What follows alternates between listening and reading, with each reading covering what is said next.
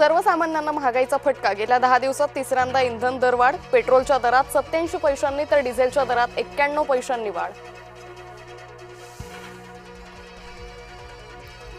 इंधन दरवाढीवरून काँग्रेसची पंतप्रधान मोदींवर टीका महागाई मॅन म्हणत साधला निशाणा भांडवलदारांना फायदा पोहोचवणं कधीपर्यंत सुरू ठेवणार काँग्रेसचा सवाल।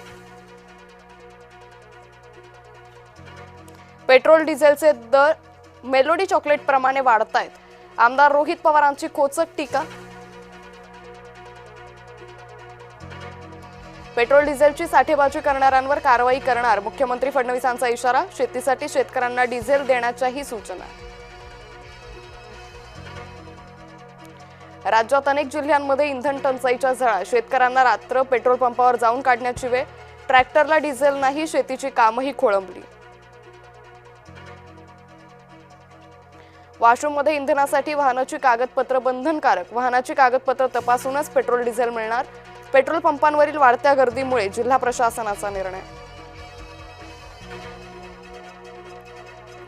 विधान परिषद जागा वाटपासाठी भाजप शिवसेनेत खलबत रवींद्र चव्हाण बावनकुळेंनी घेतली एकनाथ शिंदेंची भेट नंदनवर निवासस्थानी तिन्ही नेत्यांमध्ये झाली चर्चा। विधान परिषदेतील जळगावच्या जागेवरून महायुतीत रस्सीखेच मंत्री गुलाबराव पाटलांकडून मुलासाठी लॉबिंग मुलगा प्रतापराव पाटीलसाठी उमेदवारी मागितल्याची माहिती।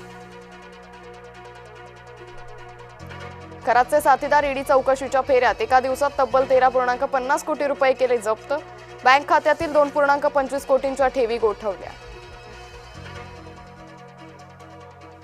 नीट पेपरफुटीनंतर लातूरच्या उद्योग भवन मधील क्लासेस हॉस्टेल बंद करण्याचे आदेश जिल्हा उद्योग केंद्राकडून बिगर औद्योगिक व्यवसायावर बंदी उत्पादन व्यतिरिक्त सर्व व्यवसाय बंद करण्याचं फरमान। गरीबनगरमधील अनधिकृत बांधकाम हटवण्यात यश प्रशासनाने परिसरातील अतिक्रमण हटवलं शनिवारपासून ढिगारा बाजूला करण्याचं काम सुरू। त्र्यंबकेश्वरमध्ये 2500 रुपयात व्हीआयपी दर्शनाचा काळा बाजार रोखण्यासाठी त्र्यंबकेश्वर ट्रस्टचा प्रस्ताव पूर्वी व्हीआयपी दर्शनासाठी 200 रुपये मोजावे लागत होते।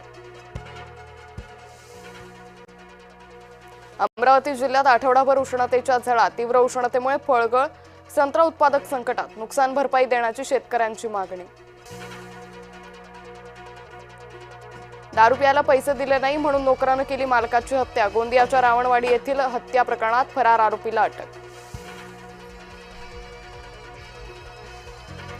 कांद्याला किमान 2000 रुपये हमी भाव द्या केवळ 600 ते 700 रुपये क्विंटल इतकाच भाव मिळत असल्यानं शेतकरी नाराज।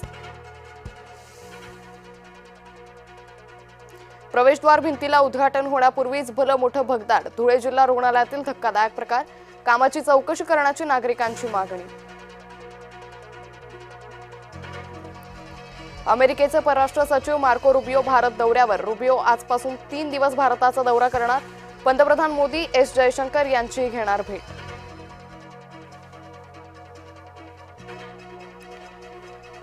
कोळसा खाणीत स्फोट 90 कामगारांचा मृत्यू दुर्घटनेत 90 कामगारांचा मृत्यू झाल्याची धक्कादायक माहिती।